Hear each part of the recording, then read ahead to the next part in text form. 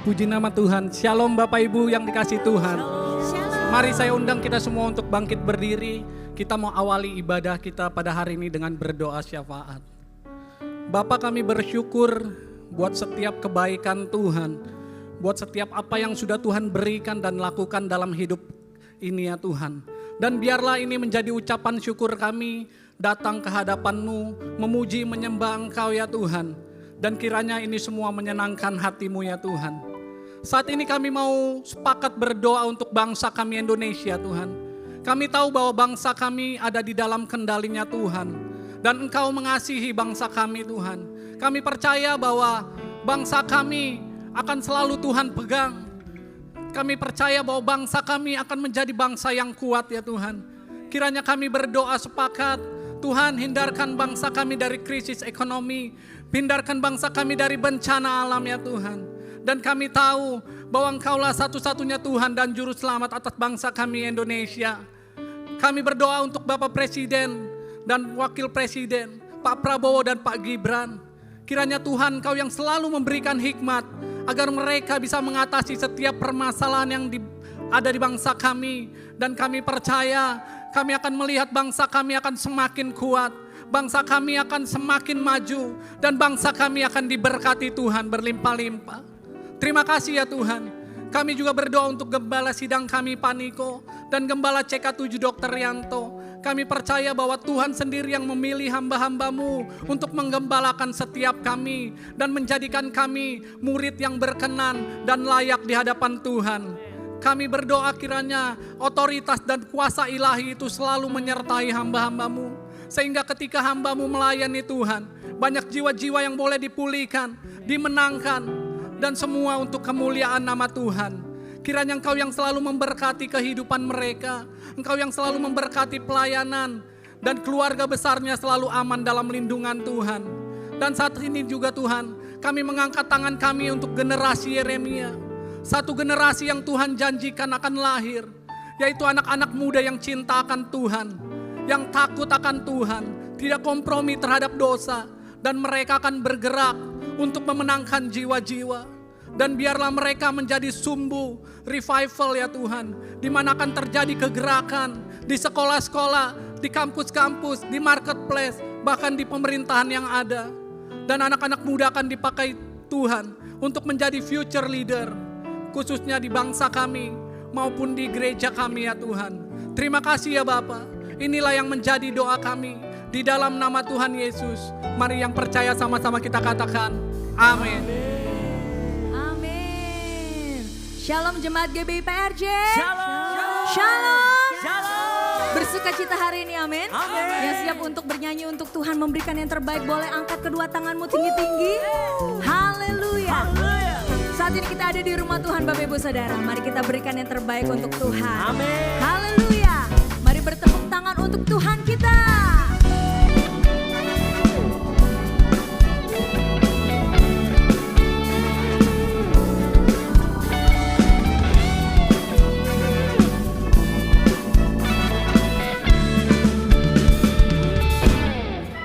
Aku ingin selalu berada di hadirat-Mu. Aku ingin selalu berlindung dalam nama-Mu. Di bawah kepas sayap-Mu, Kau bawaku terbang tinggi, melintasi langit biru bagaikan Raja Wali.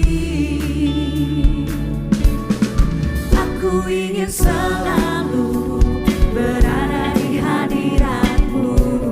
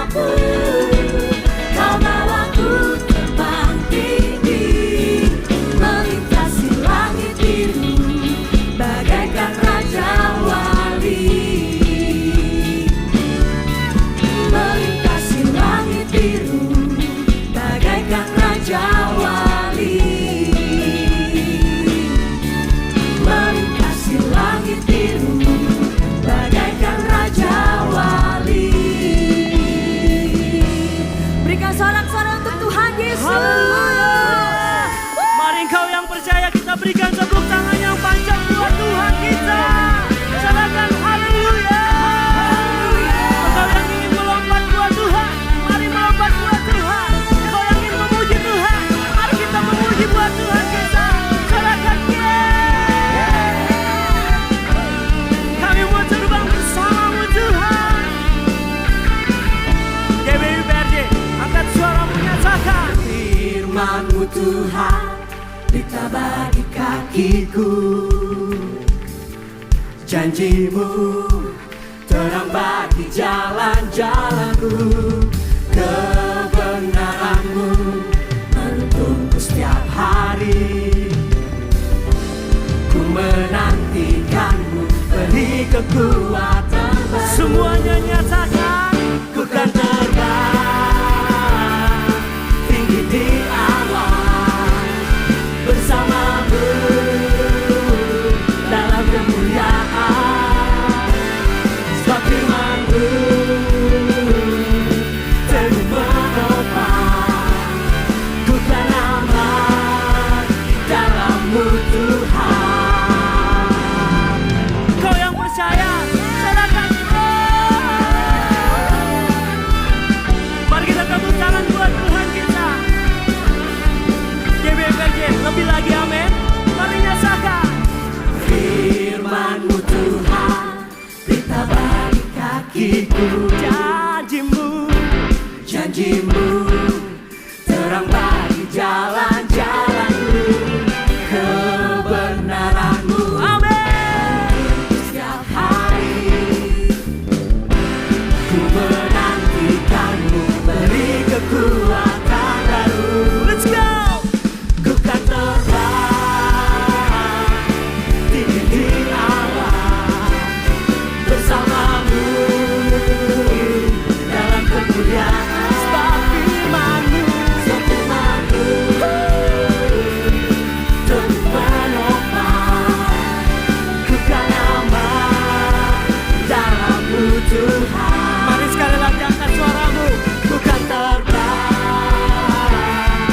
tinggi di awan bersama-Mu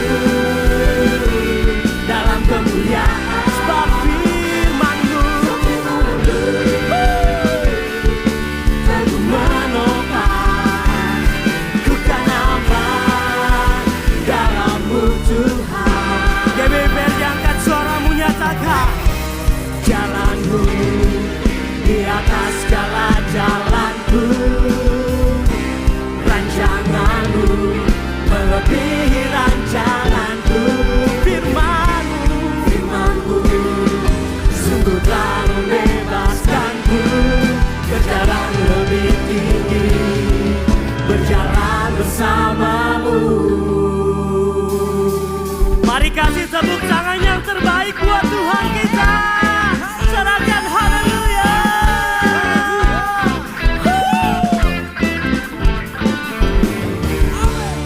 Mari sama-sama nyatakan, Ku kan terbang mari lambaikan tanganmu saudara.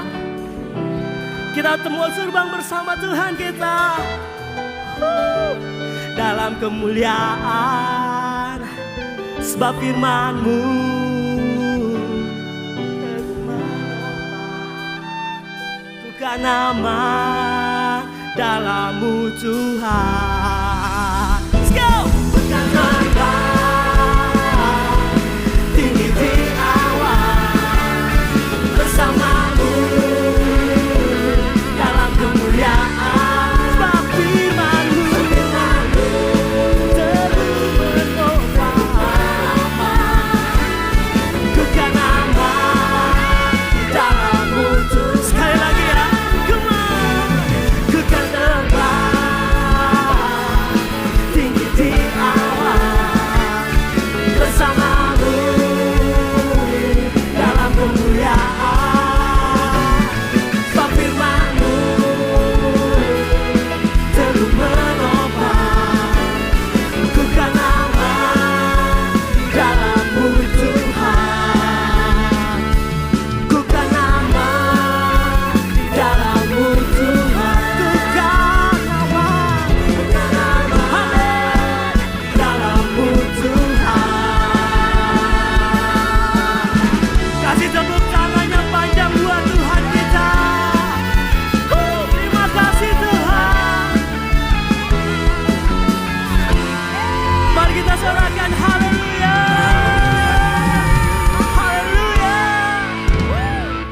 sebelum duduk, mari sekali lagi kita berikan tepuk tangan buat Tuhan kita. Haleluya. Mari Bapak Ibu Saudara silakan duduk kembali dalam hadirat Tuhan.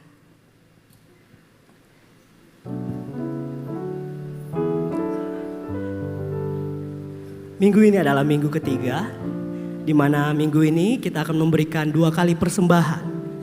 Persembahan yang pertama adalah persembahan diakonia, dan yang kedua adalah persembahan umum. Berikut adalah laporan diakonia. Berikut penerimaan dari diakonia sebesar 200 juta. Dan berikut pengeluarannya ada bantuan sosial jemaat di 79 juta sekian. Terus kegiatan misi di 42 juta sekian. Di bantuan sekolah PAUD cerah ada di 21 juta. Dan bantuan biaya pendidikan jemaat ada di 11 juta sekian. Dan Rising the Standard di 8 juta. Jadi total pengeluaran ada di 163 juta 410.166 rupiah. Mari kita persiapkan persembahan kita.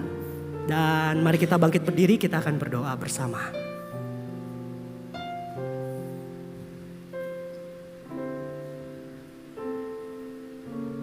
Mari sama-sama kita satukan hati kita berdoa. Bapa, terima kasih Tuhan untuk setiap berkat yang Kau telah berikan pada setiap dari kami ya Bapa. Hari ini kami ingin memberikan berkat itu, berbagi Tuhan kepada sesama kami. Biarlah apa yang kami berikan Tuhan dapat menjadi memperluas kerajaan-Mu di tempat ini. Terima kasih Bapa, hanya dalam nama Tuhan Yesus. Haleluya. Amin. Selamat memberi dan Yesus memberkati.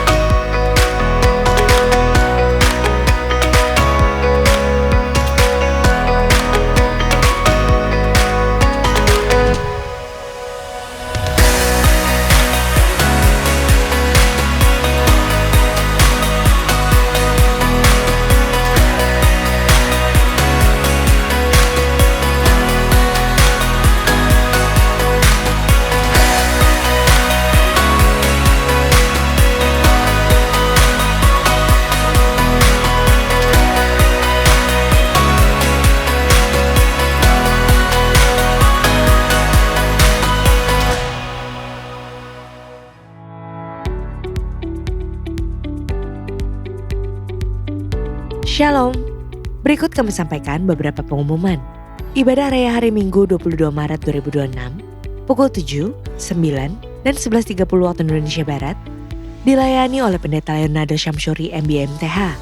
Pukul 16.30 waktu Indonesia Barat, dilayani oleh Pendeta Rubin Ong. GB Parjamaner Service, pukul 9 waktu Indonesia Barat, dilayani oleh Pendeta Robertus Purwadi SSPD. Ibadah Raya disertai dengan ibadah King's Kid, ibadah anak berkebutuhan khusus, Little Blessing Toddler, Sekolah Minggu, Joshua Generation Kids Church English Service, ibadah Junior Church Indonesian Service, 316 Youth English Service, dan ibadah 2 PM yang Adult and Couple Service. Sehubungan dengan libur nasional Hari Raya Nyepi dan Hari Raya Idul Fitri, maka diinformasikan sebagai berikut. Doa Fajar, Bible Study, dan Cool mulai hari Senin 16 Maret sampai dengan Minggu 29 Maret 2026 diliburkan dan aktif kembali pada hari Senin 30 Maret 2026. Kantor OTPCK 7 wilayah Timur dan Barat mulai Selasa 17 Maret sampai dengan Rabu 25 Maret 2026 diliburkan dan aktif kembali pada hari Kamis 26 Maret 2026. Menara Doa 24 Jam CK7, wilayah Timur dan Barat tetap aktif seperti biasa. Sesuai firman Tuhan dalam Amsal 3 ayat 9 mengatakan, muliakanlah Tuhan dengan hartamu dan dengan hasil pertama dari segala penghasilanmu. Maka lumbung-lumbungmu akan diisi penuh sampai melimpah-limpah dan bejana pemerahanmu akan meluap dengan air buah anggurnya. Dan sesuai pesan Gembala Sidang, untuk kita menaati firman Tuhan tersebut, maka sebagai gereja yang sepenuhnya mengikuti firman Tuhan, mari kita membawa persembahan buah sulung dengan sukarela, tanpa paksaan, penuh sukacita, dan ucapan syukur. Lakukan dengan beriman saja. Persembahan buah sulung dapat ditransfer ke rekening BCA Cabang Tamrin dengan nomor account 206 371 7878 atas nama GBPRJ. Jika kita taat melakukannya, maka Tuhan akan membuka tingkap-tingkap langit dan mencurahkan berkat-Nya bagi kita yang taat akan firman-Nya. Amin.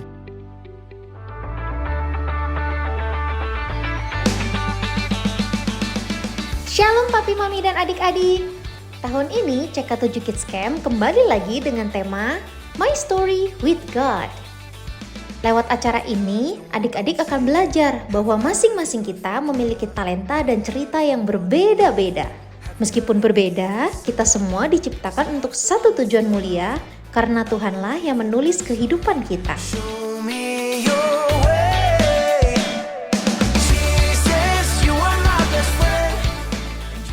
CK7 Kids Camp akan diadakan dari tanggal 18 hingga 20 Juni 2026 di Taman Bukit Palem, Bogor.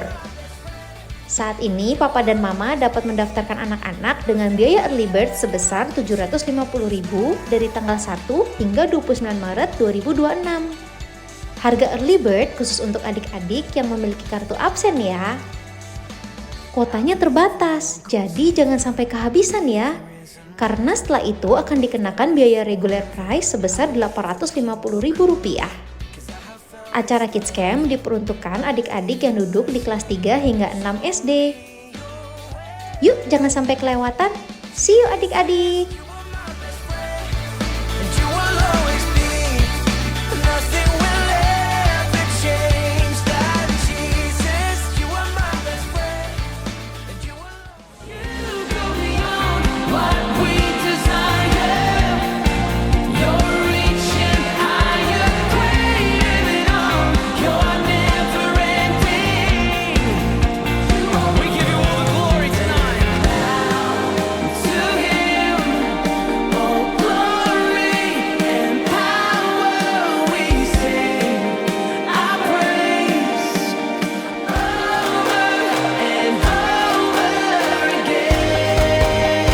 Ketika kita bermesbah, situasi apapun bisa kita pegang. Tetapi berbicara tentang apa yang Dia mau. Karena kita menjadikan Dia sebagai Tuhan.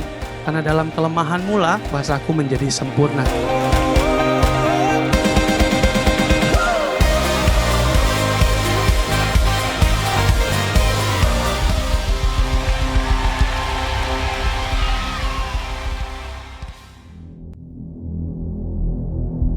Di balik bayangan, ada jiwa yang merindukan terang.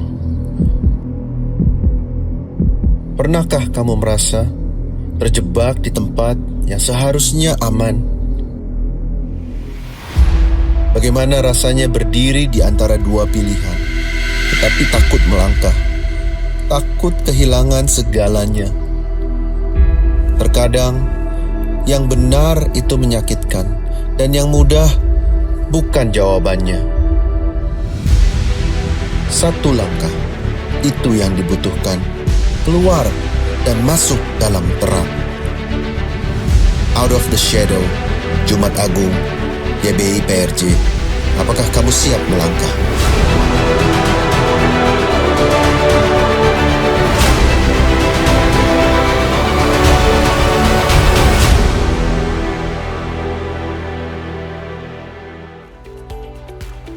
Untuk info lengkap seluruh kegiatan GBPRJ CK7, maka Bapak Ibu dapat follow sosial media GBPRJ baik di Instagram, TikTok, maupun Facebook. Sekian pengumuman pada hari ini. Terima kasih atas perhatian Bapak Ibu sekalian. Tuhan Yesus memberkati. Bapak Ibu Saudara, mari hari ini kita ambil momen ini sejenak. Kita mau datang menghampiri tata kasih karunia Tuhan. Mungkin ada di antara kita yang engkau telah berlari terlalu jauh. Atau mungkin juga engkau sudah tidak merasakan kasih Tuhan. Mari hari ini kita ambil waktu ini. Kita mau datang bersama-sama. Kita mau mencari wajah Tuhan. Kita mau kembali merasakan kebaikan Tuhan dalam hidup kita. Terima kasih Tuhan buat kasih setiamu yang begitu luar biasa dalam hidup kami. Kami datang Tuhan menghampirimu untuk kembali. Ku cari wajahmu, temukan kasihmu. Kau bukan Tuhan yang jauh dariku. Mari panggil namanya.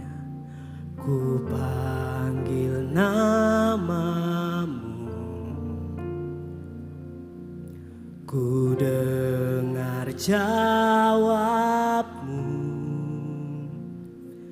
Kau Tuhan yang selalu dengar seruan hatiku.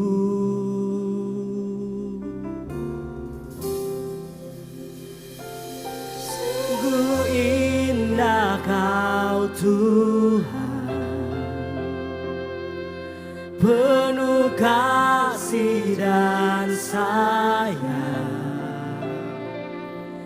Kau tempat penghiburan bagi setiap hati yang terluka. Sungguh indah Kau Tuhan, menara perlindungan. Kau sumber kekuatan bagi semua orang yang membutuhkan. Mari kita berikan tepuk tangan kemuliaan buat Tuhan kita. Terima kasih Tuhan. Mari angkat suaramu saudara, nyatakan bersama. Ku cari wajahmu, temukan kasihmu. Kau bukan Tuhan yang jauh dariku. Kami panggil namamu, ku panggil namamu. Kami dengar jawabmu, ku dengar jawabmu. Amin. Kau Tuhan yang selalu dengar seruan hatiku. Sungguh indah Kau Tuhan, penuh kasih dan sayang. Kau tempat penghiburan bagi setiap hati yang terluka. Sungguh indah Kau Tuhan, menara perlindungan. Tuhan Yesus, Kau sumber kekuatan bagi semua orang yang membutuhkan. Sungguh indah Kau Tuhan, Kau penuh kasih, dan sayang. Amin. Kau tempat penghiburan bagi setiap hati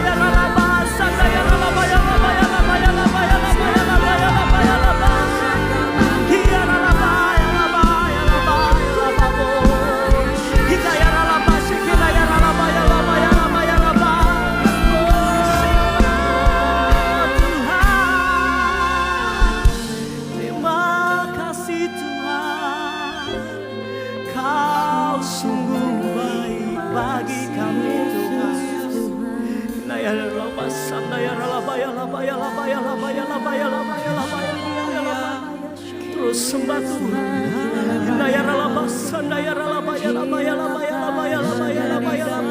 Terus sembah Dia.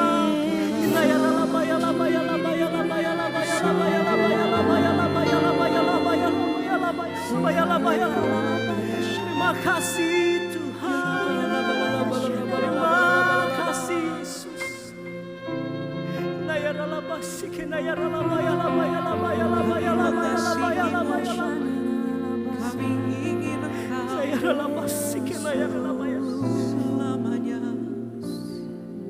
Kasih Tuhan. Sungguh indah Kau Tuhan. Mari jemaat Tuhan angkat suaramu.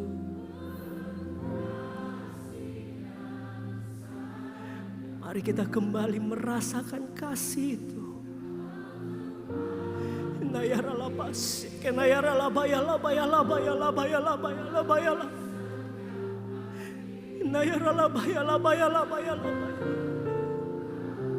Kau sungguh indah Tuhan.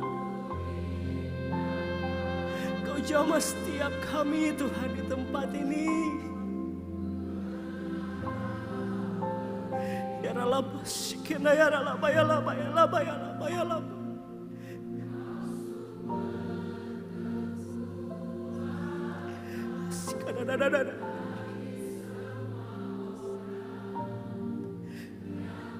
Mari sekali lagi, mari nyatakan dengan hatimu, sungguh indah Kau. Terima kasih Tuhan.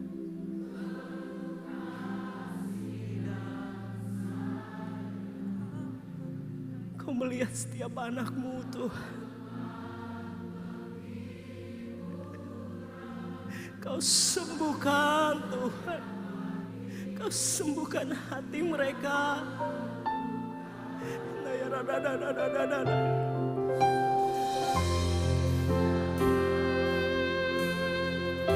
Menara.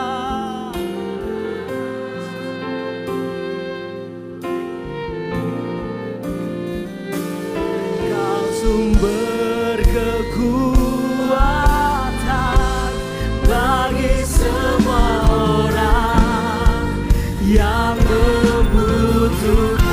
Kasih tepuk tanganmu buat Tuhan kita. Nyatakan sungguh indah Kau Tuhan. Kau penuh kasih dan sayang. Terima kasih Tuhan. Penghiburan bagi setiap hati yang berduka. Sungguh indah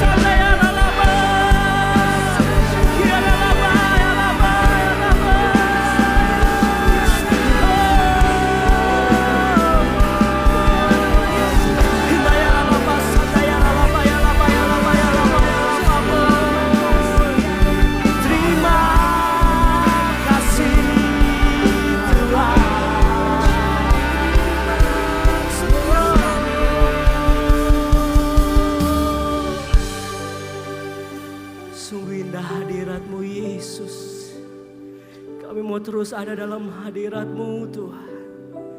Terima kasih Yesus. Terima kasih Roh Kudus.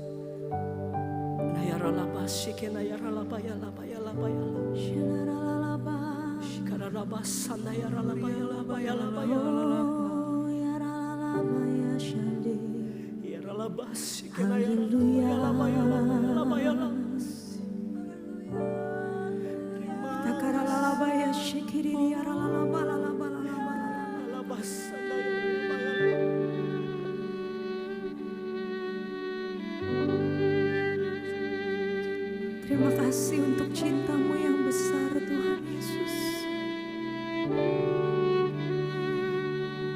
Terima kasih untuk setiap penerimaan Tuhan. Tuhan mencintai kami apa adanya. Terima kasih Tuhan Yesus. Thank you Lord, thank you Jesus.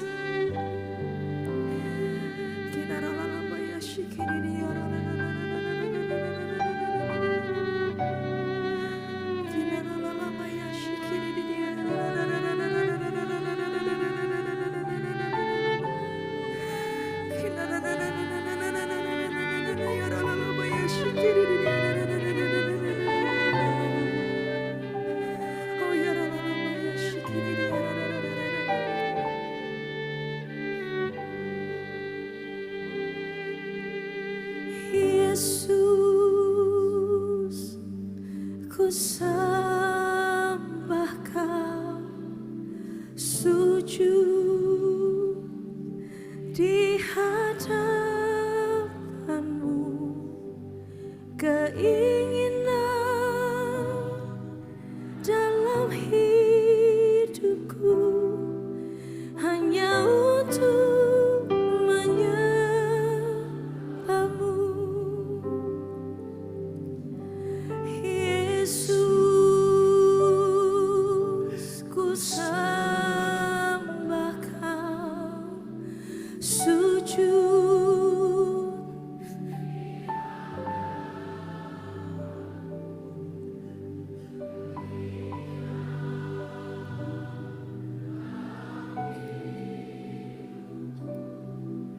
hanya untuk menyembah-Mu. Mari angkat kedua tanganmu, nyatakan Yesus, ku sembah Kau, sujud di hadapan-Mu, keinginan dalam hidupku hanya untuk menyembah-Mu. Yesus, Yesus, ku sembah Kau, sujud. Kami sujud di hadapan-Mu Tuhan Yesus. Kami angkat tinggi-tinggi kedua tangan kami Tuhan. Tanda kami berserah penuh kepada Tuhan Yesus. Hanya untuk menyembah-Mu. Sebab ini kerinduan hati kami Tuhan Yesus. Yesus, ku sembah Kau, sujud di hadapan-Mu, keinginan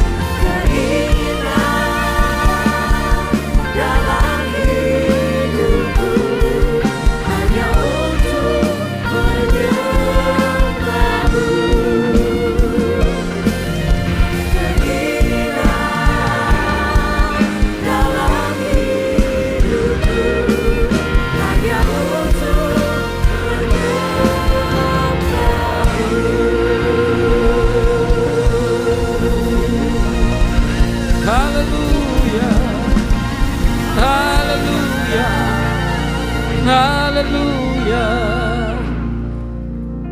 Bapak, kami tahu ibadah seperti ini bukan hanya merupakan sebuah kebiasaan yang baik, tapi ibadah seperti ini merupakan kebutuhan jiwa dan roh kami akan Tuhan.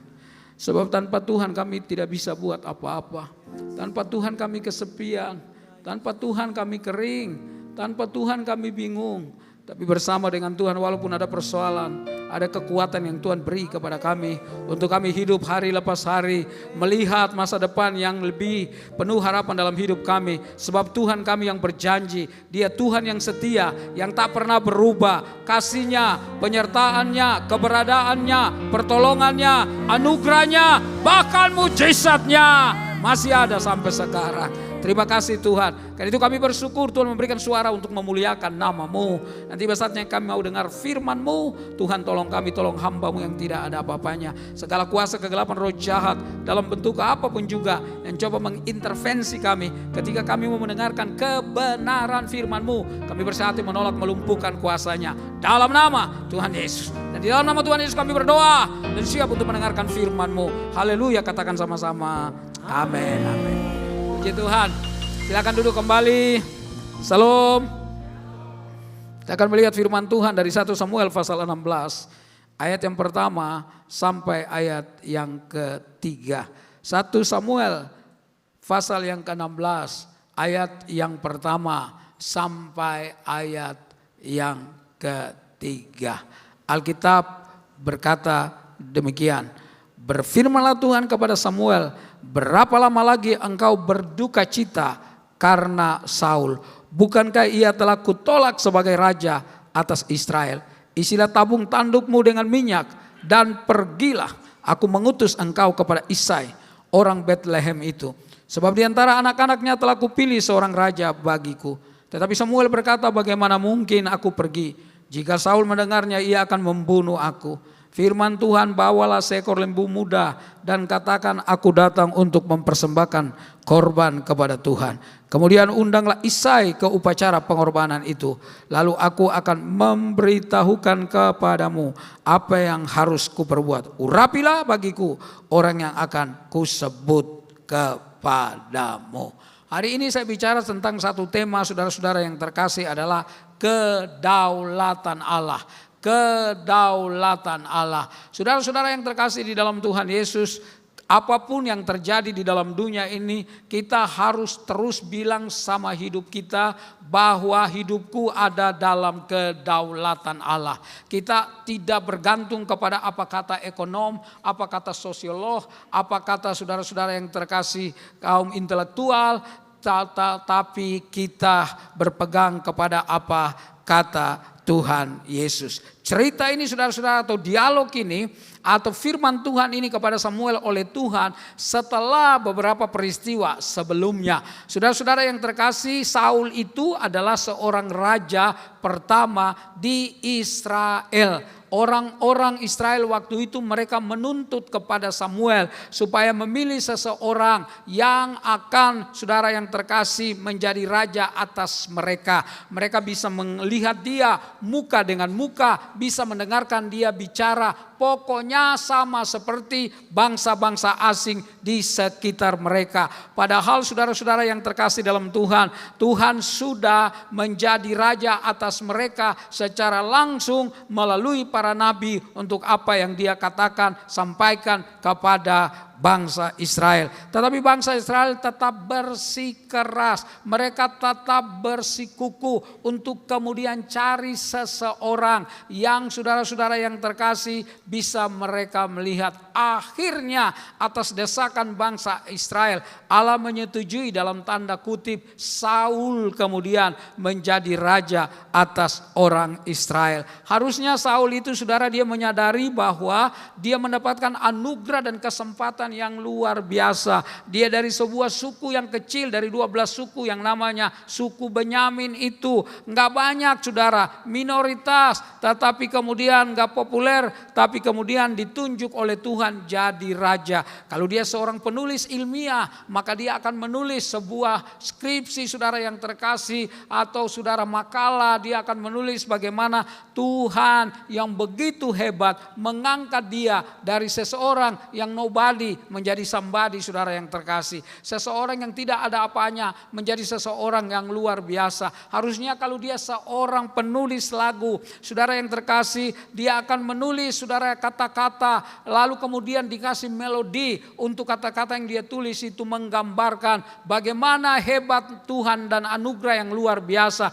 Dia orang yang sangat sederhana, orang yang biasa-biasa, tapi bisa diangkat Tuhan menjadi saudara yang terkasih seorang raja. Sayang sekali Saul tidak demikian. Ketika dia menjadi raja, dia mulai sombong, dia mulai angkuh, gak mau lagi dengar nasihat daripada nabi yang namanya Samuel. Seorang presiden Amerika Serikat yang terkenal pernah berkata begini, kasih seseorang jabatan tinggi, maka kita akan melihat karakternya seperti apa nanti. Saudara, kalau belum top, kalau belum tenar, kalau masih biasa-biasa, kalau masih sulit ekonomi, kalau belum jadi pejabat, cari Tuhannya getol sekali saudara yang terkasih. Semua acara gereja diikutin, datang awal sebelum orang datang, pulang sesudah orang pulang semua. Pokoknya saudara hidup lagi susah, jadi betul-betul cari Tuhan.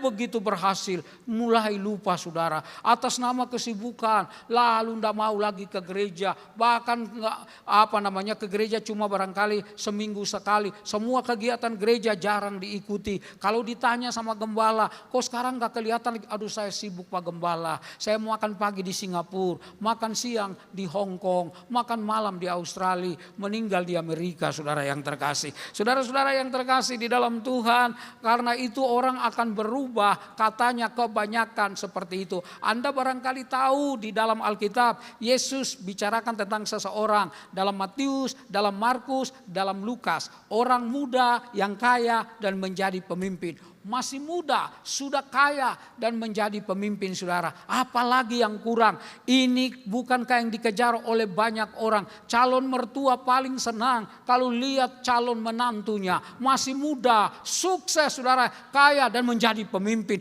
Ini yang dikejar oleh banyak orang di dunia. Tapi anak muda yang kaya, yang menjadi pemimpin itu dia kesepian. Makanya dia datang kepada Yesus. Apa yang harus kuperbuat untuk memperoleh hidup yang kekal? Saudara-saudara yang terkasih, kemudian Yesus bilang ini Yesus masih nasihat. Lalu kemudian dia berkata, semua itu sudah kulakukan. Lalu Yesus bilang, hanya satu lagi kekuranganmu. Pergi juallah semua hartamu, baru ikut aku. Saudara, Yesus tidak melarang orang jadi kaya. Jangan salah. Alkitab tidak pernah melarang orang untuk jadi kaya, punya uang banyak dan seterusnya. Enggak, yang Yesus larang itu adalah jangan sampai semua kesibukan, kekayaan, jabatan yang kita sandang saudara, lalu membuat kita lupa akan si pemberi. Saudara yang terkasih, yang namanya berkat, si pemberi jabatan dalam hidup kita. Nggak boleh lupa, apapun yang terjadi kita mesti berkata bahwa hatiku harus dijajah, hatiku harus didominasi oleh Tuhan yang sudah memberikan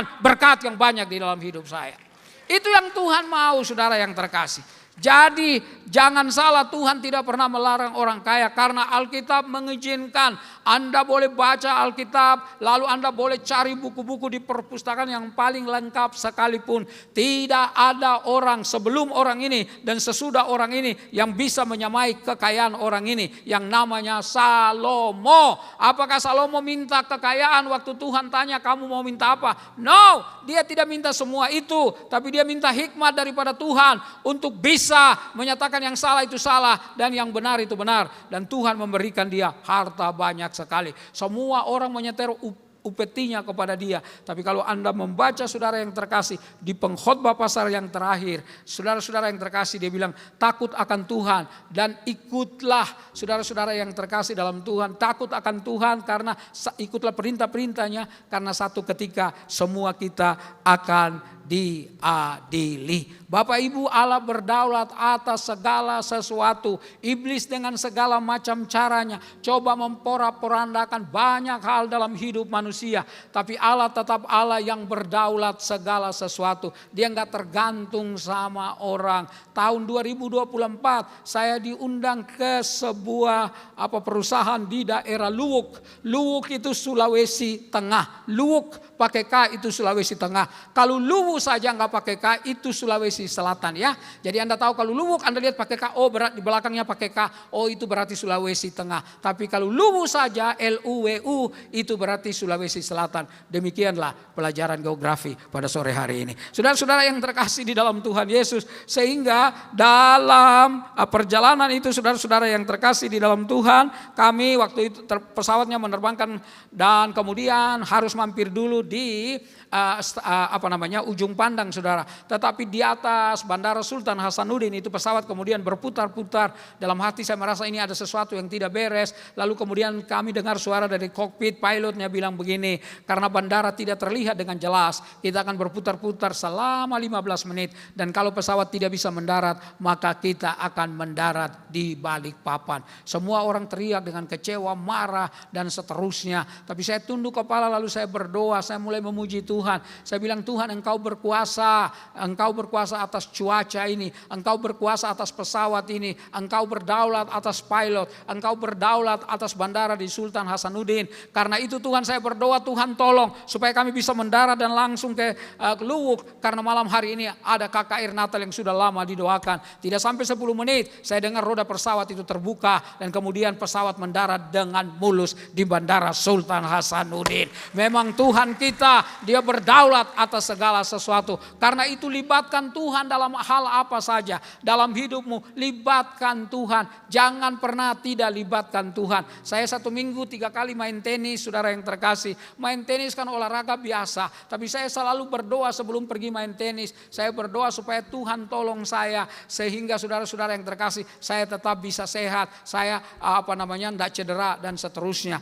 Tapi Bapak Ibu, ini yang saya maksud. Libatkan Tuhan dalam segala hal. Nah, cerita ini saudara-saudara yang terkasih dalam Tuhan, ketika yang namanya Saul sudah ditolak untuk menjadi raja, maka Samuel menjadi bingung. Siapa kira-kira yang bisa mengganti Saul untuk memimpin bangsa Israel? Saudara-saudara yang terkasih di dalam Tuhan, gak ada orang yang punya cukup kapasitas untuk menggantikan Saul. Saul sudah mulai populer, kemenangan demi kemenangan sudah diraih. Tapi dengar baik-baik, kalau orang yang diangkat Tuhan, lalu kemudian dia mulai menyombongkan diri, lalu dia mulai melupakan Tuhan, lalu dia mulai membelakangi Tuhan, dan dia menganggap dirinya hebat, maka Tuhan bilang cukup. Cukup, walaupun Samuel bingung. Samuel, saudara-saudara yang terkasih, bertanya-tanya, siapa yang bisa menggantikan yang namanya Saul? Dia adalah seorang nabi, dan Samuel sebagai nabi tangannya tidak boleh berdarah-darah. Saudara-saudara yang terkasih, dibutuhkan seseorang. Tapi siapa seseorang itu? Tuhan berkata kepada Samuel, sekarang kamu pergi ke Bethlehem di rumah Isai, sebab di antara anak-anaknya telah kupilih seorang raja bagiku. Tuhan, masa suruh saya pergi ke Bethlehem? Itu kan desa. Karena itu saudara yang terkasih, pelajaran yang pertama Bapak Ibu yang terkasih dalam tema kedaulatan Allah pada sore hari ini. Pelajaran yang pertama, manusia bisa bingung, tapi Allah selalu punya jalan keluar.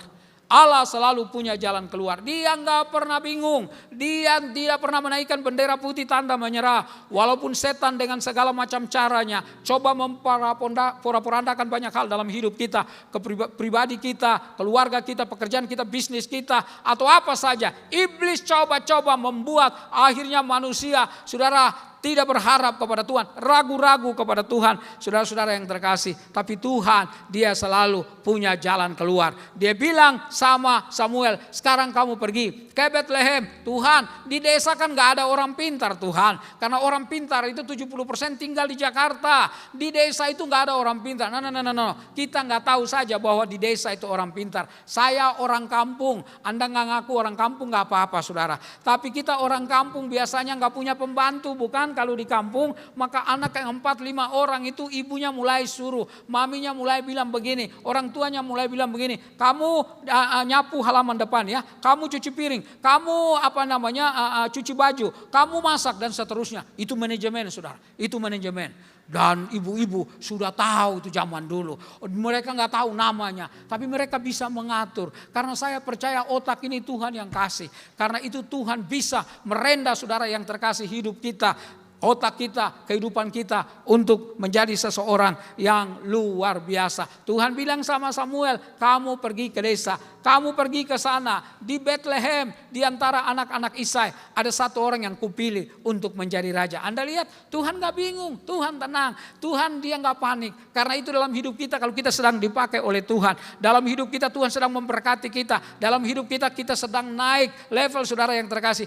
Jangan pernah meninggikan diri. Jangan pernah melupakan Tuhan. Karena semua yang kita punya, yang kita sedang jalani, yang kita sedang diberikan kepercayaan, itu semua karena anugerah daripada Tuhan. Itu semua adalah kesempatan daripada Tuhan. Jangan pernah angkuh saudara yang terkasih. Semua itu Tuhan yang kasih sama kita. Karena itu Samuel kemudian pergi ke Bethlehem. Karena Allah gak kekurangan cara. Dia punya cara. Dia berdaulat saudara yang terkasih. Dia gak pernah menyerah. Sekali lagi dia gak pernah menyerah. Sebab itu dekat sama Tuhan. Dekat sama Tuhan bukan cuma di hari Minggu Anda datang ke Tuhan. Tapi tiap-tiap saat, tiap-tiap hari ingatkan dirimu bahwa Tuhan itu sangat penting dalam hidup Anda. Waktu Anda dalam perjalanan, waktu Anda di rumah, di mana saja, itu yang Tuhan ingatkan kepada bangsa Israel. Jangan lupa ajarkan kepada anak-anakmu berulang-ulang, berulang-ulang. Karena kita manusia ini sifatnya lupa. Betul? Rata-rata kita suka lupa. Apalagi pinjam uang orang, lupa untuk dikembalikan saudara yang terkasih. Bapak Ibu yang terkasih di dalam Tuhan, sehingga saya yakin dan percaya bahwa betul Allah tetap Allah yang berdaulat. Samuel kemudian pergi ke Bethlehem. Waktu dia pergi ke sana, lalu dia suruh kumpulkan anak-anak Isai, lalu anak-anak Isai dikumpulkan bersama dengan Isai. Ayat yang ke-6, saudara-saudara yang terkasih, 1 Samuel pasal yang ke-16 ayat yang ke-6. Dikatakan ketika mereka itu masuk.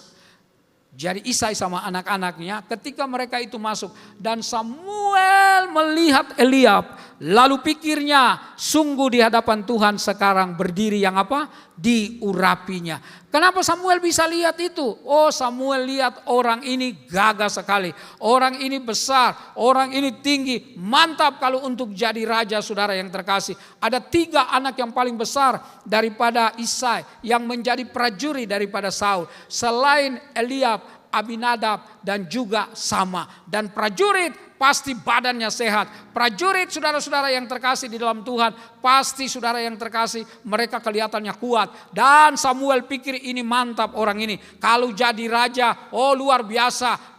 Besar badannya, dadanya makin besar, itu menunjukkan dalam teori vokal suaranya pasti low. Dan saudara yang terkasih dengan suara bariton barangkali dia bilang kepada rakyatnya, rakyatku sekalian, siapkah kalian untuk berperang? Maka mereka akan berkata, siap raja. Masa ada raja yang bilang, ayo maju, kalau nggak berani, kalau nggak mundur. Raja macam apa seperti begitu saudara. Jadi Bapak Ibu yang terkasih, Samuel tertarik dengan orang ini. Sungguh di hadapan Tuhan sekarang berdiri yang diurapinya. Tapi berfirman Tuhan kepada Samuel, janganlah pandang parasnya atau perawakan yang tinggi. Berarti yang namanya Eliab ini bukan saja orangnya tinggi, tapi dia juga ganteng. Dan Samuel tertarik, tapi Tuhan bilang jangan pandang parasnya atau perawakan yang tinggi, sebab aku telah menolaknya. Wow, ini menunjukkan bahwa orang tinggi dan ganteng ditolak sama Tuhan. Mantap banget ayat ini saudara yang terkasih. Jangan lihat parasnya atau perawakan tinggi, sebab aku telah menolak. Ayat ini mantap banget saudara. Selain Yohanes 3 ayat 30, dia harus makin bertambah dan saya harus makin berkurang. Dua ayat itu membuat saya pede kemana-mana pelayanan saudara yang terkasih. Kalau orang bilang kenapa Bapak gak tinggi? Tinggi, Anda gak tahu orang tinggi itu ditolak sama Tuhan. Saudara, ini mantap. Tapi tunggu dulu, jangan berhenti sampai di sana. Karena kalimat itu enggak berhenti di sana. Kalimat ini berkata, bukan yang dilihat manusia, yang dilihat Allah. Manusia melihat apa yang di depan mata, tapi Tuhan melihat hati. Bapak Ibu yang terkasih, kadang-kadang kita terjebak dalam pola umum manusia yang ketika lihat orang dan kemudian melihat dia punya sesuatu dan seterusnya, lalu kita bilang orang ini hebat, orang ini luar biasa. Menurut saya Tuhan lihat itu jauh lebih daripada apa yang kita manusia lihat. Karena itu pelajaran yang kedua dalam saudara kedaulatan Allah dikatakan saudara, manusia saudara yang memilih, tapi Allah yang mengoreksi. Ketika Eliab Tuhan bilang bukan, masuk Aminadab Tuhan bilang bukan, sama Tuhan bilang bukan. Saudara-saudara yang terkasih, lalu masuk anak yang 4, ke-5, ke-6, ke-7 anak laki-laki Isai menghadap semua. Dan Tuhan bilang bukan. Lalu Samuel menjadi bingung karena Tuhan sudah bilang dia di antara anak-anak Isai ada salah satu yang kupilih jadi raja. Sehingga akhirnya Samuel tanya sama Isai, ini sudah anak-anakmu semuanya? Oh enggak, masih ada si bungsu lagi jaga kawan domba. Oh panggil dia, kata Samuel, sebab sebelum dia datang kita tidak akan makan. Karena itu saudara yang terkasih, namanya Daud kemudian dipanggil dan dia berlari-lari. Saya percaya dia capek saudara. Makanya papanya bilang sama dia, sama Daud kamu minum dulu. Iya Pak, baik saya minum dulu.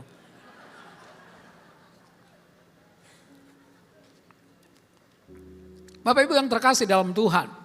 Lalu Yosefus seorang ahli sejarah gereja berkata, Samuel kemudian dengan tertati-tati dengan tongkatnya, dia menghampiri yang namanya Daud. Lalu kemudian dia urapi Daud, sah menjadi raja waktu itu.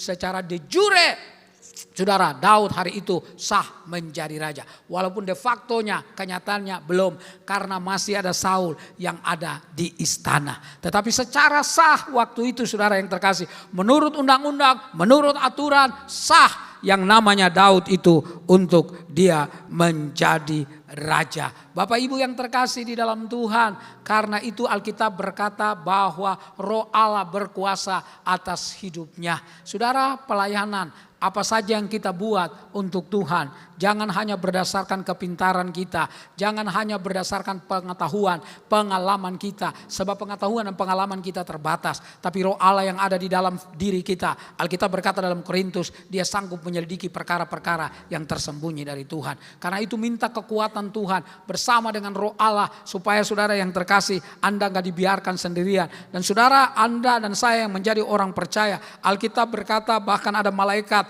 Tiap orang ada malaikat yang Tuhan suruh jaga kita. Malaikat itu adalah pelayan orang percaya. Karena itu menjadi orang Kristen adalah mempunyai hidup yang penuh dengan harapan. Enggak takut, enggak khawatir saudara. Karena ada Tuhan yang menjaga kita secara luar biasa. Bapak Ibu yang terkasih, lama sesudah itu. Tuh saudara yang terkasih dalam Tuhan, Daud gak pernah disuruh jadi raja.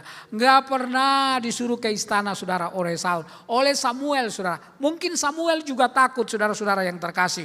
Karena kalau Anda baca percakapan di 1 Samuel 16 ayat 1 sampai 3 itu Anda lihat di situ Samuel takut. Saudara yang terkasih kalau kasih tahu Saul bahwa dia mau angkat orang lain jadi raja. Enak aja, suksesi belum terjadi dalam hati Saul. Dan Saul saudara, dia mulai bingung karena Tuhan sudah menolak dia sehingga dia kadang-kadang emosional. Saudara, dia marah dan seterusnya. Pokoknya hidupnya gak tenang, ketakutan.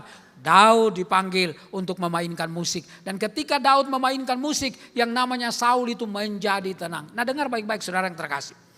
Bukankah Saul itu secara de jure dia sudah jadi raja? De factonya belum. Waktu dia bermain musik untuk Saul, dan kalau dia punya karakter yang tidak baik, maka barangkali dia bisa bunuh Saul. Waktu Saul lagi tenang tidur dengan pisau atau dengan pistol, dengan apa saja, saudara-saudara yang terkasih, dia akan bunuh yang namanya Saul supaya dia langsung jadi raja. Dan sah-sah saja karena memang dia sudah diurapi untuk jadi raja. Tapi Alkitab berkata tidak demikian.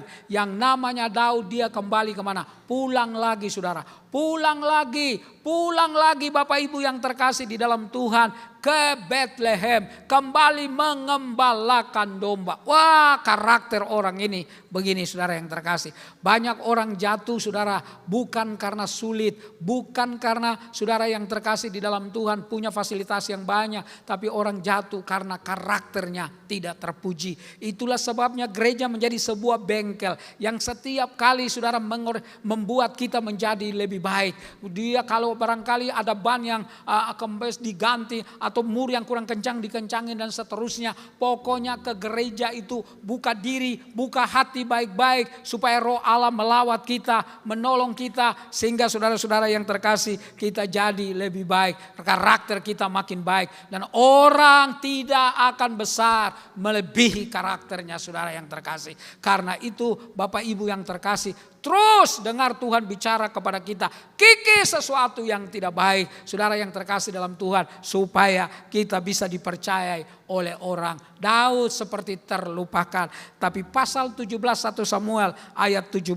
1 Samuel 17 ayat 17. Alkitab berkata, Isai berkata kepada Daud anaknya, ambillah untuk kakak-kakakmu berti gandum ini, sefa dan roti yang 10 ini. Bawalah cepat-cepat ke perkemahan kepada kakak-kakakmu. Pelajaran saudara-saudara yang terkasih di dalam Tuhan yang berikutnya Bapak Ibu yang terkasih, manusia bisa lupa tetapi Allah selalu ingat janjinya. Kalau tadi pelajaran yang kedua, manusia yang memilih tapi Allah yang mengoreksi saudara yang terkasih. Manusia yang namanya Samuel pikir Eliab, bukan, Allah mengoreksi adalah Daud. Dan kalau Allah mengoreksi pasti dia tidak salah. Anak-anak muda dengar baik-baik, anak-anak muda dengar baik-baik. Kalau Anda tidak menikah, tidak mati saudara. Orang tidak menikah tidak mati. Tapi kalau salah menikah, setengah mati bro sis. Karena itu jangan sampai salah menikah. Saudara yang terkasih, ketika kita ada seseorang yang kita senangi, maka bicaralah kepada orang tuamu, bicara kepada pembina rohanimu, bicara kepada hamba-hamba Tuhan yang saudara kenal, supaya Anda tidak salah. Karena Tuhan yang nanti mengoreksi sehingga pilihan Anda tidak salah. Itu yang terjadi. Daud saudara yang terkasih, Tuhan mengoreksi daripada Samuel dan kemudian Daud dipilih. Tapi lama itu sepertinya Daud dilupakan. Tetapi ayat pasal 17 ayat 17, manusia bisa lupa tapi Allah selalu ingat janjinya. Sepertinya Daud pikir, ya sudahlah, saya nggak bisa jadi raja lagi, kembali. Tapi ayatnya satu ketika bilang sama dia, bawa ini bekal untuk sekalian kamu lihat kakak-kakakmu, mereka dalam keadaan baik apa tidak. Saudara, Isai nggak bilang sama Daud, kamu pergi ke Yerusalem karena kamu itu sudah jadi raja, datang aja ke sana, demo yang namanya Saul, suruh Saul turun. Enggak. Isai cuma suruh Daud supaya lihat kakak-kakaknya. Dan Daud kemudian dia pergi, saudara-saudara yang terkasih. Waktu dia pergi ke sana, ini respon Daud terhadap masalah yang dihadapi. Bapak Ibu yang terkasih di dalam Tuhan Yesus, ketika yang namanya Goliat yang tingginya hampir 3 meter, kemudian berhadapan dia dengan bangsa Filistin, berhadapan dengan orang-orang Israel. Lalu dia bilang sama bangsa Israel, pilih satu orang pilih satu orang yang mewakili kalian, lawan saya. Kalau saya kalah maka saya dan semua kami akan menjadi tawanan kalian. Tapi kalau yang mewakili kalian kalah, kalian semua jadi tawanan kami. Semuanya takut. Alkitab berkata termasuk raja yang namanya Raja Saul juga takut. Tetapi ketika yang namanya Daud itu dia datang dan dia dengar itu, dia berkata dalam 1 Samuel 17 ayat 26b, siapakah orang Filistin yang tidak bersunat ini sampai ia berani mencemoohkan barisan daripada Allah yang hidup. Berkatalah Daud kepada Saul, jangan seorang menjadi tawar hati karena dia, hambamu ini akan pergi melawan orang itu. Saudara-saudara yang terkasih dalam Tuhan, ketika yang namanya Saul itu dengar Daud ngomong seperti itu, dia bilang nggak bisa. Kamu itu masih muda. Orang itu yang kamu melawan, dia dari masa muda sudah berperang, punya pengalaman. Daud ngomong begini sama raja.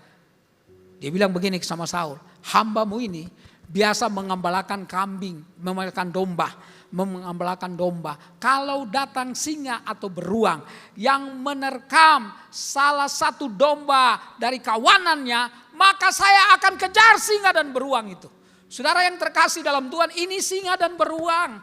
Yang ada kalau Anda turun lalu kemudian diparkir, muncul singa dan beruang di tempat parkir, Anda naik lift lagi saudara. Nggak ada ibadah lagi saudara. Karena ini ancaman saudara yang terkasih. Tapi yang namanya Daud kejar singa. Bapak Ibu yang terkasih, satu ketika kalau saya khotbah di sini lalu saya bilang, teman-teman jemaat sekalian dengar baik-baik. Tadi ada singa lewat di depan mobil saya turun, saya kejar dia. Anda pasti bilang, bohong pendeta ini, mari kita pulang. Saudara-saudara yang terkasih, Daud ngomong begitu, dia berkata, kalau ada singa atau beruang yang menerkam domba dari kawanannya, saya akan kejar dan saya akan lepaskan dari mulutnya. Dan kalau dia menyerang saya, maka saya akan tangkap janggutnya dan saya akan banting, saya bunuh. Hambamu ini pernah membunuh, kata Daud kepada Saul, binatang, salah satu binatang itu, singa dan beruang. Dan orang yang tidak bersunat itu, kata Daud, dia akan sama seperti binatang, saya akan bunuh dia.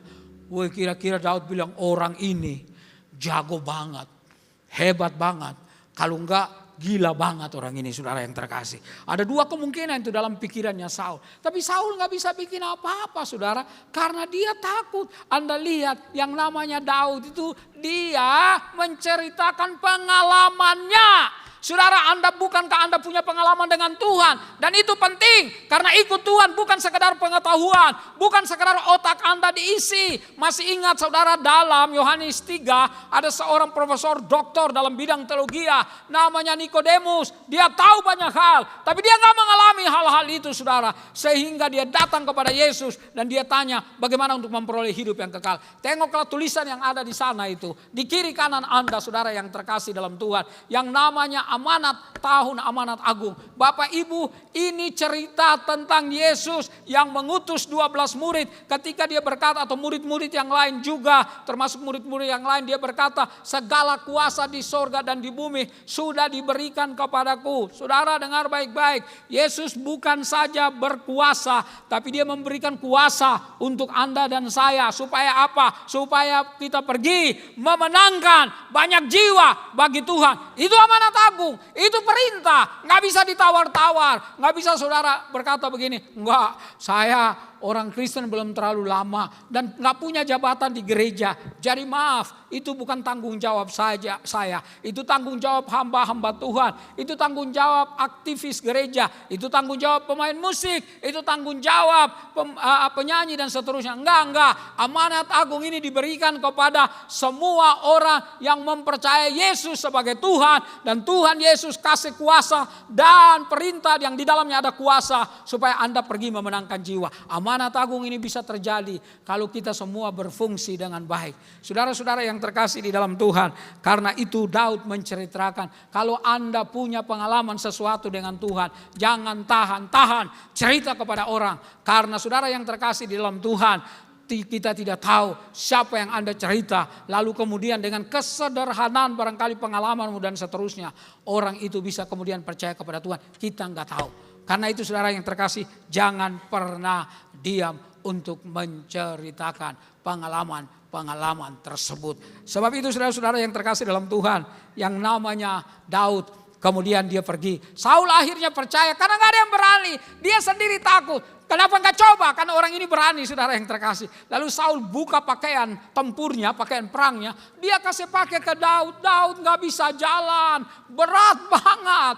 Itu berarti bahwa Saul besar, Daud pasti kecil. Jangan main-main dengan orang kecil saudara-saudara yang terkasih. Sekali lagi Daud kemudian berkata, saya gak bisa pakai. Dia buka pakaiannya. Bapak Ibu, dan dia berhadapan.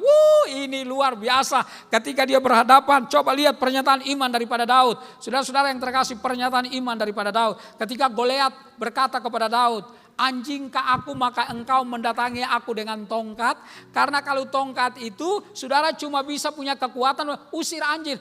Sana. Oh, orang 3 meter, hampir 3 meter pakai tongkat yang patah, saudara yang terkasih. Jadi sangat melecehkan yang namanya Goliat terhadap Daud. Memang gue anjing, lo bawa tongkat. Tapi Daud bilang begini, ayat 45. Tetapi Daud berkata kepada orang Filistin itu, engkau mendatangi aku dengan pedang dan tombak dan lembing. Tetapi aku mendatangi engkau dengan apa? Nama Tuhan semesta alam, Allah segala barisan Israel yang kau tantang. Hari ini juga, itu merupakan sebuah keyakinan saudara yang terkasih.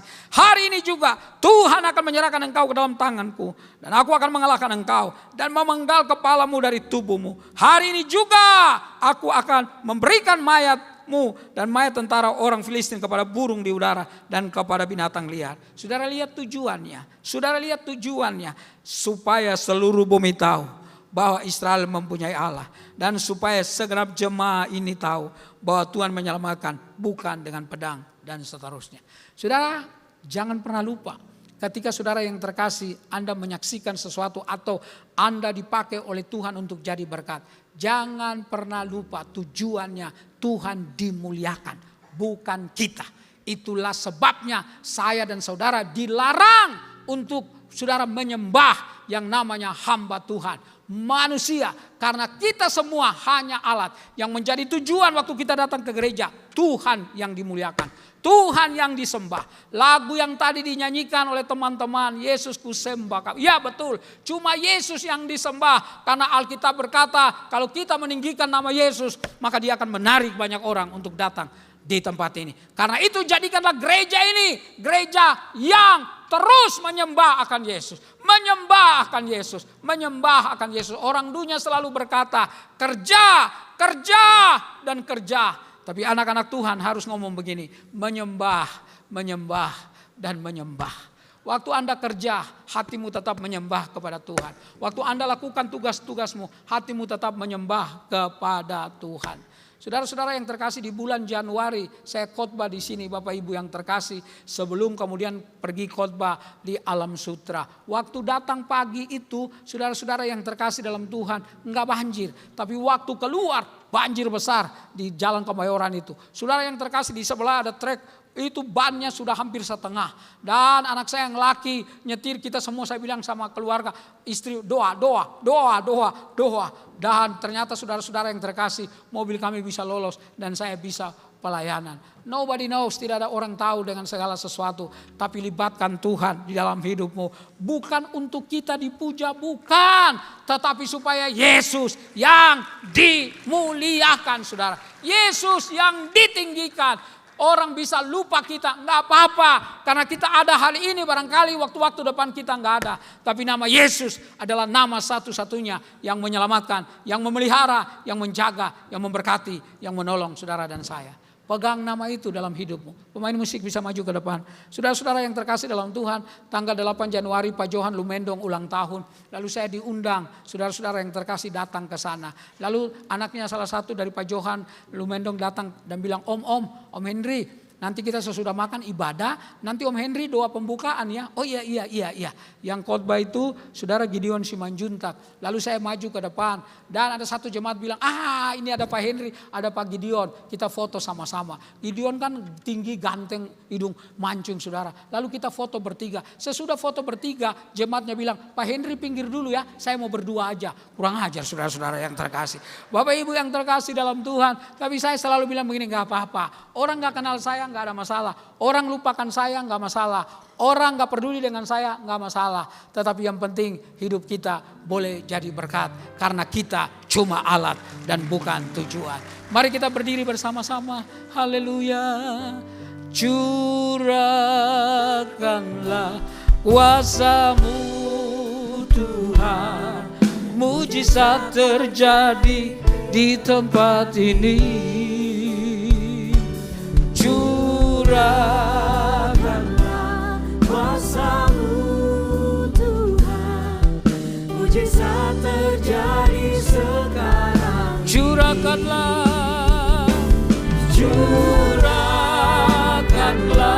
kuasa-Mu Tuhan.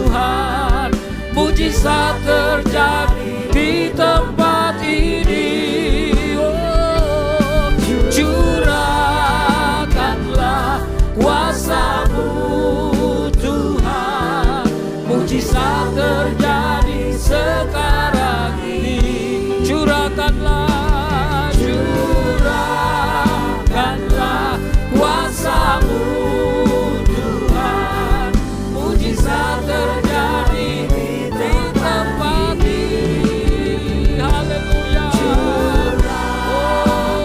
Oh, kuasa-Mu Tuhan, mujizat terjadi sekarang ini. Saya nggak tahu saudara sedang bergumul dengan apa. Tapi arahkan matamu jangan kepada persoalan, tapi kepada Tuhan yang berdaulat atas hidup. Dia nggak pernah meninggalkan Anda barang sedetik pun.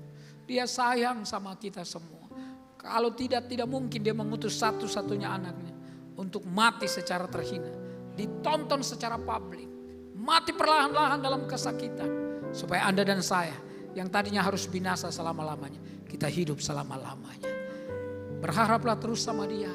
Jangan pernah lihat kekuatanmu, jangan pernah lihat latar belakangmu, bahkan mungkin pendidikanmu gak tinggi. Tuhan bisa memakai Anda, asalkan jaga karakter Kristus dalam hidupmu. Biar Yesus terus mengubah hidupmu. Berhenti dengan kata-kata yang salah, berhenti dengan kelakuan yang salah.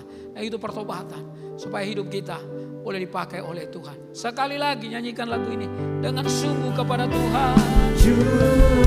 Terima kasih Bapa, kami percaya mujizat-Mu masih ada. Haleluya. Tak pernah Tuhan biarkan kami. Oh, curahkanlah kuasa-Mu Tuhan, mujizat terjadi sekarang ini. Mujizat terjadi, mujizat terjadi sekarang. Katakan sekali lagi, mujizat-Mu, mujizat terjadi sekarang ini.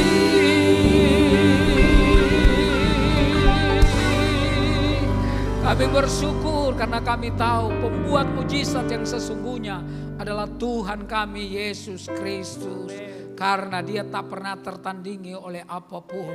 Karena itu tolonglah kami Tuhan, supaya mata dan hati iman kami hanya tertuju kepada Engkau satu-satunya pribadi yang berdaulat atas seluruh kehidupan kami. Hamba berdoa supaya jemaat ini makin militan mengikuti Yesus, tapi punya kasih bagaikan kasih Kristus, supaya amanat agung yang terus Tuhan kami perkatakan tiap-tiap hari dalam hidup kami. Kami boleh melihat 1, 2, puluhan, ratusan, ribuan, bahkan ratusan ribu jutaan orang boleh datang kepada Tuhan.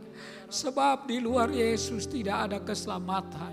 Sebaik apapun orang itu, di luar Yesus tidak ada keselamatan. Hanya di dalam Yesus. Jadikan kami semua Bapa duta-dutamu Tuhan Yesus. Supaya kami bilang sama orang, mari Yesus tunggu kamu.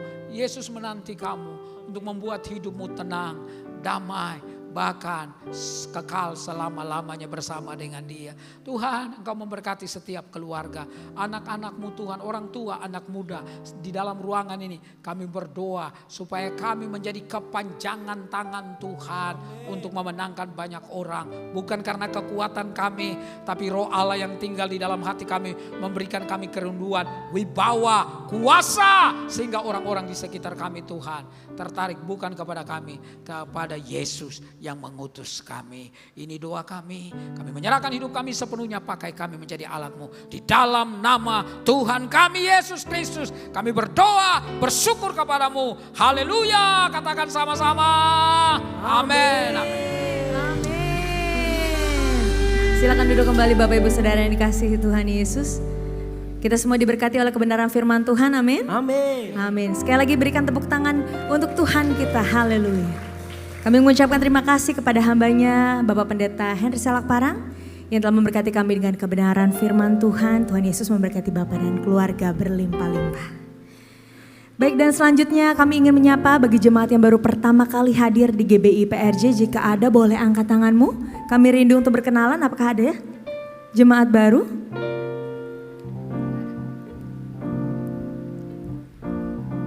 Baik, jika belum ada Bapak Ibu, mari kita mau mengambil bagian dalam amanat agung Tuhan.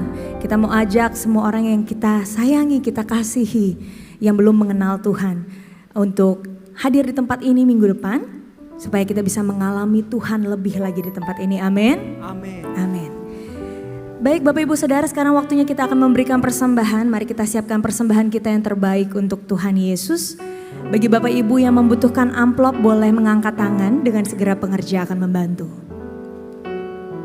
Dan Bapak Ibu juga bisa memberikan persembahan dengan cara men-scan kris yang tertempel di depan kursi atau yang ada di depan layar.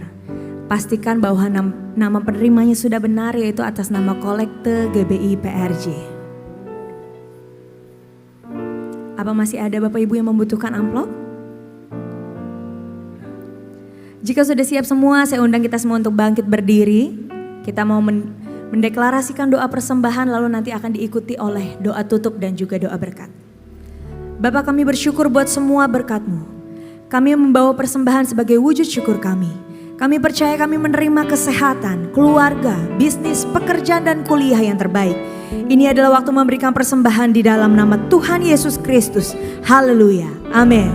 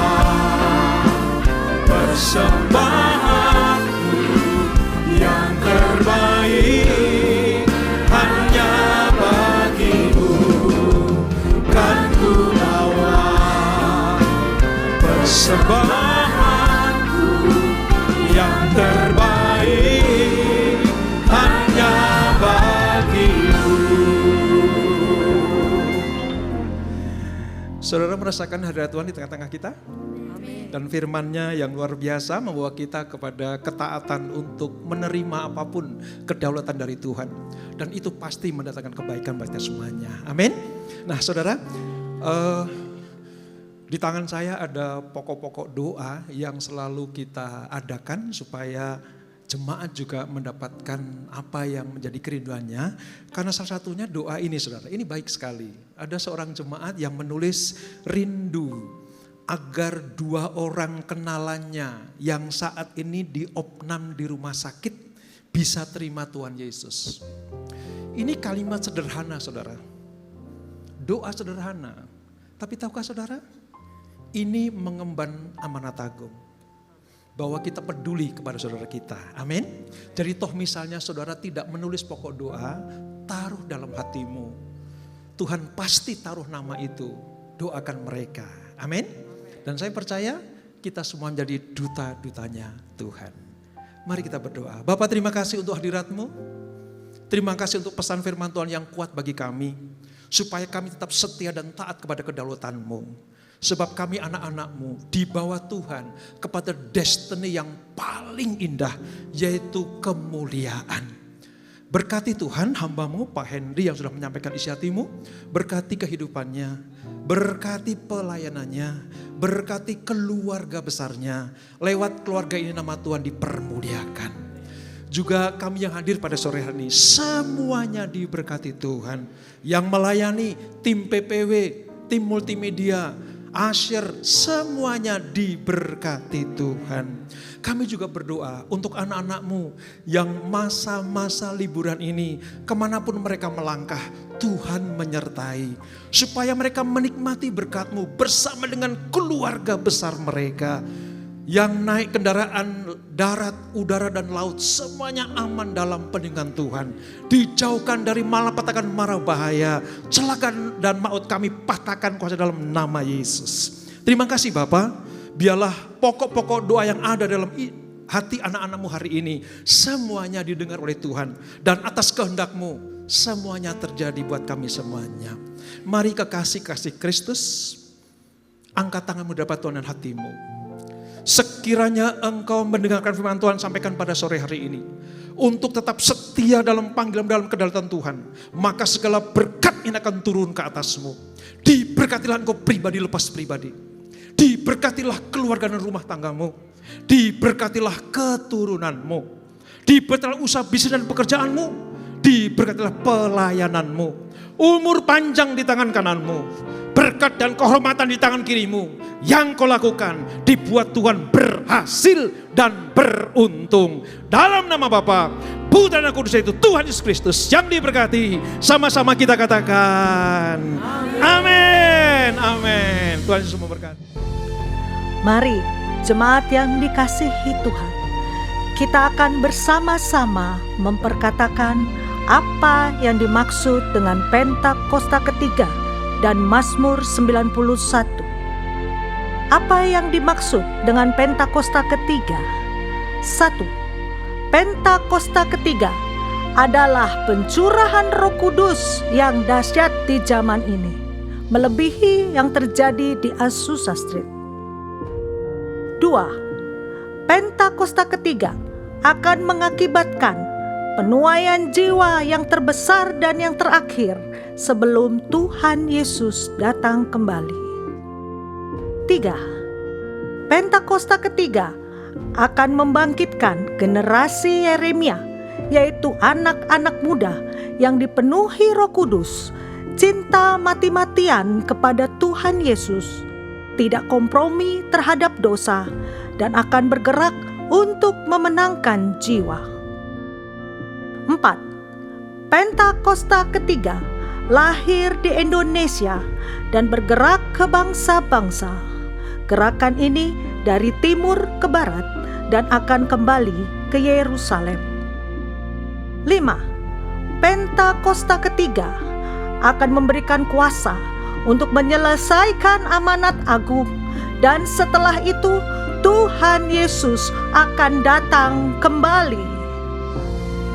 Dan mari bersama kita sepakat dan percaya mendeklarasikan firman Tuhan yang tertulis dalam Mazmur 91. Dalam lindungan Allah, orang yang duduk dalam lindungan yang maha tinggi dan bermalam dalam naungan yang maha kuasa akan berkata kepada Tuhan, tempat perlindunganku dan kubu pertahananku, Allahku yang kupercayai. Sungguh, Dialah yang akan melepaskan engkau dari jerat penangkap burung, dari penyakit sampar yang busuk. Dengan kepaknya ia akan menudungi engkau, di bawah sayapnya engkau akan berlindung. Kesetiaannya ialah perisai dan pagar tembok. Engkau tak usah takut terhadap kedahsyatan malam, terhadap panah yang terbang di waktu siang, terhadap penyakit sampar yang berjalan di dalam gelap, terhadap penyakit menular yang mengamuk di waktu petang. Walau 1.000 orang rebah di sisimu dan 10.000 di sebelah kananmu, tetapi itu tidak akan menimpamu. Engkau hanya menontonnya dengan matamu sendiri dan melihat pembalasan terhadap orang-orang fasik. Sebab Tuhan ialah tempat perlindunganmu, yang maha tinggi telah kau buat tempat perteduhanmu. Malapetaka tidak akan menimpa kamu, dan tulah tidak akan mendekat kepada kemahmu.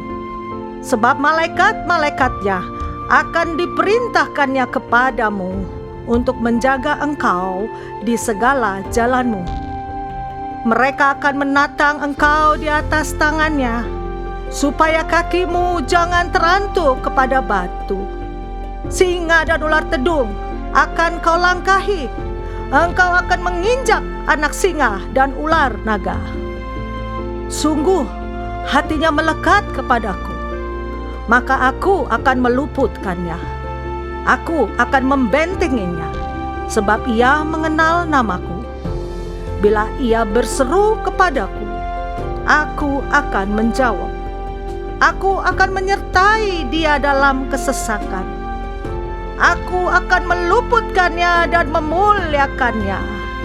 Dengan panjang umur akan kukenyangkan dia dan akan kuperlihatkan kepadanya keselamatan daripadaku. Haleluya! Amin.